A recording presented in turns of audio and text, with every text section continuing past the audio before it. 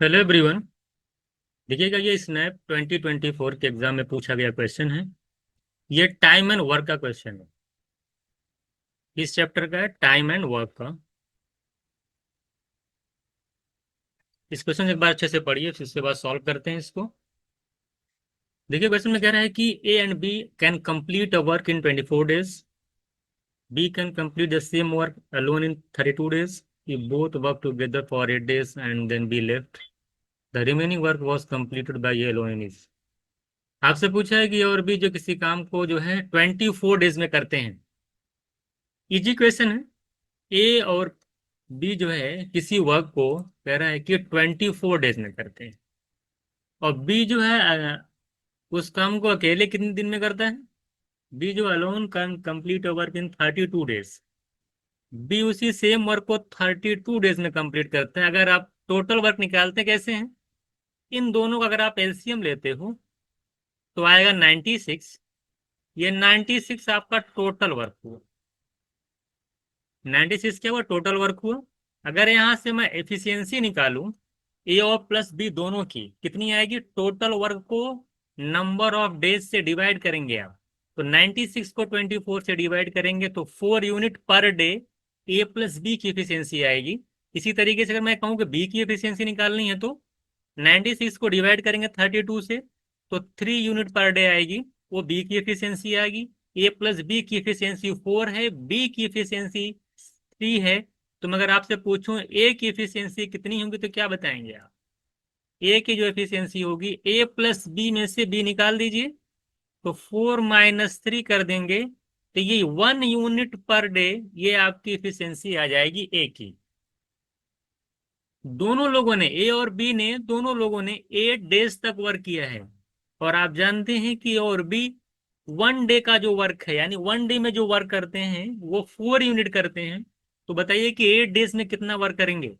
तो ए plus B का जो 8 डेज का वर्क है कितना आएगा, जबकि 1 डे में अगर 4 करते यूनिट करते हैं तो 8 डेज में कितना करेंगे, 4 × 8, 32 यूनिट वर्क जो है 8 डेज के अंदर हो जाएगा। 96 टोटल वर्क था, 32 8 डेज के अंदर ए प्लस बी ने कंप्लीट कर लिया।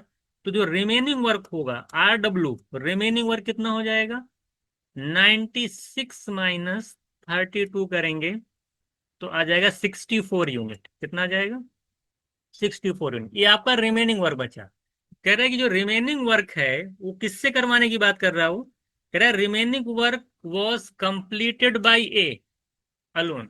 यानी जो रिमेनिंग वर्क है उसको अगर ए करे, अकेले करे, तो कितने दिन में करेगा।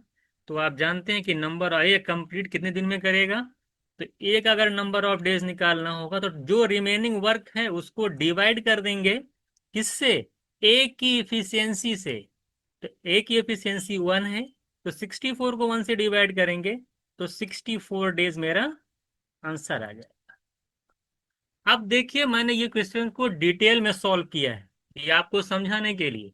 हालांकि जब आप एग्जाम में क्वेश्चंस को सॉर्ट आउट करेंगे तो आपको कुछ नहीं लिखना होता।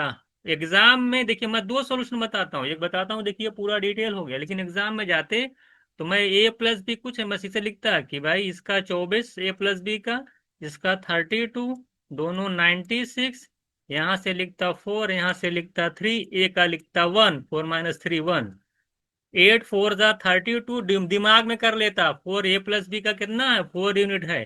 तो मैं 8 4 जा 32 माइंड में करता, माइनस भी माइंड में कर देता। 32 में से 96 निकाल करके 64 और डिवाइड बाई 1, 64 मेरा आंसर हो जाता। इतना ही लिख करके ये एग्जाम में जब सॉल्व करते हैं तो इतना ही लिखते हैं। ये डिटेल में है, लेकिन एग्जाम में आपको बहुत सारी चीजों को लिखना नहीं होता, छोड़ के जाना होता है। तब वो आप, चूंकि आप जानते हैं कि स्नैप में जो टाइम है वो 30 सेकंड, 15 सेकंड है। तो ये जो आपका सब डिटेल है ना, ये सारी चीजें आपको समझने के लिए। बाकी एग्जाम में आपको बहुत सारी चीजें आपको लीव करके अपने दिमाग, अपने माइंड के अंदर करनी होती है। तो इस तरह से आप एग्जाम हॉल में करके आएंगे। बाकी मैंने डिटेल सोल्यूशन बता दिया। आई होप ये क्वेश्चन आपको अच्छे से समझ में आ गया होगा। तो ये आपका था टाइम एंड वर्क का क्वेश्चन, 2024 के एग्जाम में आपको पूछा गया था। नेक्स्ट क्लास में हम लोग जो है एक और क्वेश्चन डिस्कस करेंगे। आप जानते हैं कि हम लोग डेली बेसिस पे एक क्विज स्टार्ट किए हैं स्नैप के एग्जाम के लिए, जिसमें हम लोग पर डे एक क्वांट का क्वेश्चन लेते हैं और उसको डिटेल में एक्सप्लेन करते हैं।